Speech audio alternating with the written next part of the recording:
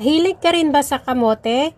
Huwag puro nilaga, ganito naman ang gawin mo, napakasarap, sobrang creamy, at sigurado akong magugustuhan mo rin ito. Kaya tara, samahan niyo akong magluto. Kailangan lang natin dito ng 1 kilo ng kamote. Babalatan lang natin ito at hihiwain lang natin ito ng maliliit. At habang naghihiwa tayo nito, ibabad lang muna natin ito sa tubig para hindi siya mangitim. Habang naghihiwa tayo, dapat ay nakapagpainit na rin tayo ng tubig. I-steam lang natin ito ng mga 15 minutes. At kung wala naman po kayong steamer, pwede namang idiretso nyo na lang siya ng laga. Maglagay lang kayo ng sapat na tubig. Ayan, check lang natin ito ng tinidor kung luto na. At habang mainit-init pa, kailangan ay imamash na natin ito agad para madali lang natin madurog. Then, itabi lang muna natin ito. Dito naman sa kawali, maglalagay lang tayo dito ng 1/4 cup ng butter. Tunawin lang natin ito.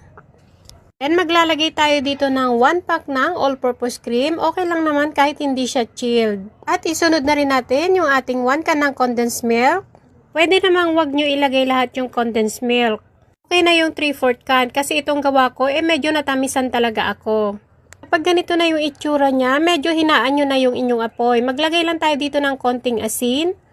At 1 teaspoon ng vanilla extract.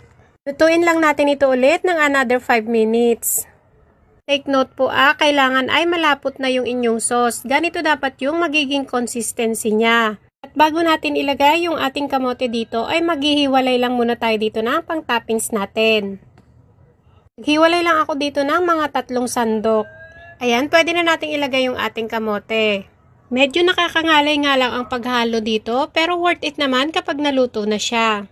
Kung marami kayong tanim na kamote at mahilig kayong kumain, itry nyo naman ito para maiba naman yung inyong panlasa. Napakasarap ng kamote dessert na to. Ang tawag dito is kamote delight. Ang dapat ganito yung magiging consistency niya. At bago natin ilagay sa ating lalagyan, igrease lang natin ito ng konting margarine para iwas dikit na rin. Yung complete ingredients po natin ay ilalagay ko na lang po ulit sa ating comment section box. Bago tayo maglagay dito ng toppings, palalamigin lang muna natin ito ng mga 30 minutes. And after 30 minutes, pwede na natin ilagay yung ating toppings. Ito pala yung hiniwalay ko kanina na sauce niya.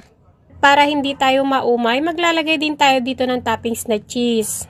Pang-balance lang natin sa tamis. Then, ilalagay natin ito ulit sa chiller ng mga 1 oras bago natin ito tikman.